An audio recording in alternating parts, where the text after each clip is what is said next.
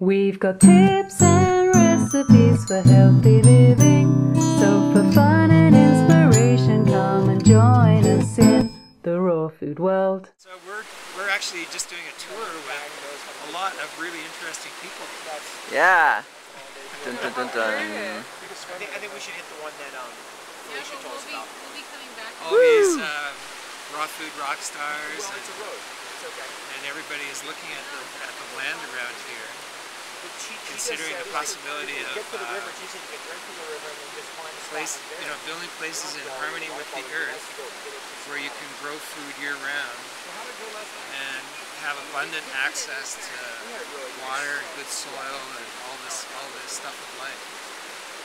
So I think that's why we're all here, because we all share that and have a passion for the cause of how it is that we can inhabit the planet in a really beautiful way. And beautiful, I would say, very simple, very grounded, close to the earth, close to our food. It's one of the only two snakes in the world. You've got a spider. That's the idea. Like chasing. That's a good omen. I kind of felt a little. We're like stumbling through there. He's giving me a kiss on the cheek. Yeah. Welcome to the land from the spider community.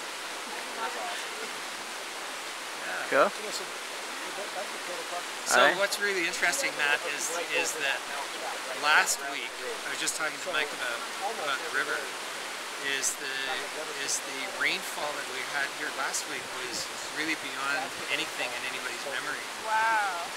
And it's really starting to reorganize the riverbed. So that's what we're going to be looking at first, is the impact of this very important resource on the land and how we can build in harmony with that. Wow. It's so interesting that the river is doing that right at the point when all these people are arriving. Well, yeah, but it is the wet season down here. From January through to May, I understand, is when most of the rain comes here. So it is the time when we can see it. So we're lucky to be here, I think, to look at this. Yeah, it's true. Cool. So we'll be checking in with Irie all week long and watching the plans come together for the house. I think we're going to be building it up on stilts, or possibly. Yeah, we want to build it high up. It's High either up. going to be on stilts, or we could create a little kind of terraced pyramidal structure for it to be built on. Woo! Wow. Cool. David has some ideas too. You might want to talk to him about like raising it up. In Peru, there's some stuff like that. Cool. Iquitos. You're going to go to Iquitos? Yeah. If you can get outside the city and get to those places where people live, they're all up on boardwalks. It's really a cool, like, as an architect, you'll get a real hit off. Well, I know, like a natural for a river or a delta is to build pole structures. Yeah. That's how they are. And then you can just let the water come up and down. And it's all good. And you're not worried. But I'm stoked to go to Iquitos. I've heard a lot about it. It's incredible. And I hear there's a guy there. Have you heard this one? He's building this pyramid that he had in a dream. A floating pyramid. No, I have not heard about that. On the river? Yeah. I'll check it out. Okay. Give us a full report. That's really great. That city is the most incredible place. You're walking. Every booth in that city has like coconuts, camu berries, all the Amazonian herbs in bulk, and they're all into it. Yeah, it's amazing. Irie was talking about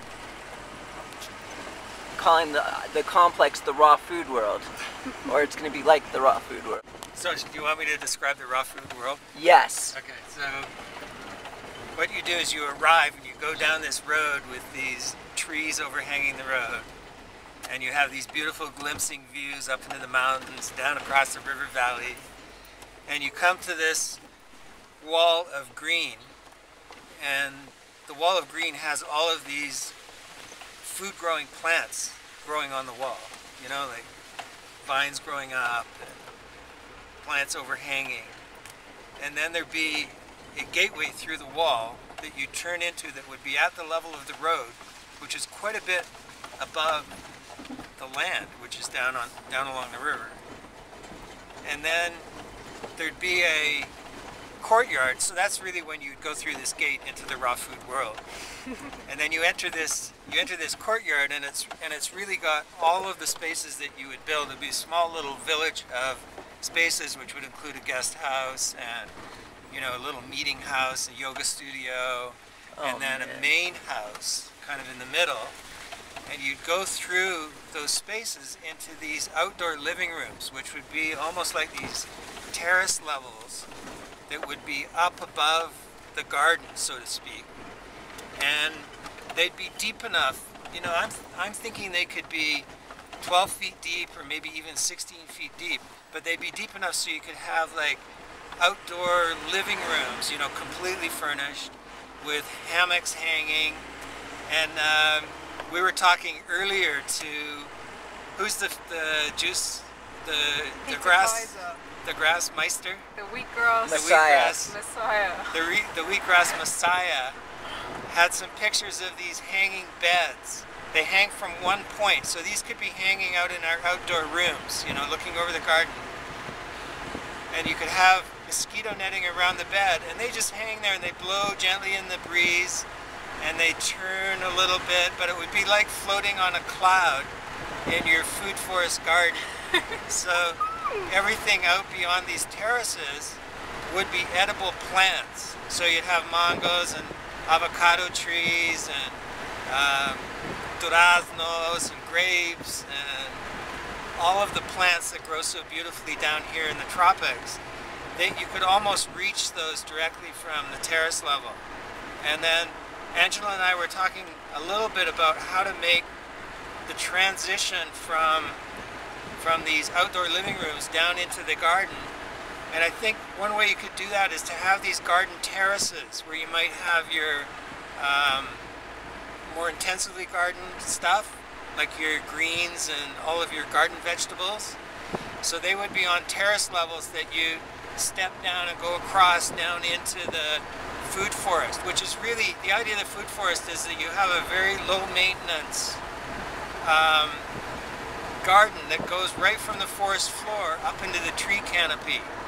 And here, because we're in the tropics, most of the soil is relatively anemic here, and all of the life force is really up in the canopy of the trees and the bushes and all the rest of it. So our idea is to really kind of have an intense food forest garden there that is going to continue to give back food. Like, even if you're not there for a couple of years, you'll go back there and it'll be overgrown with food.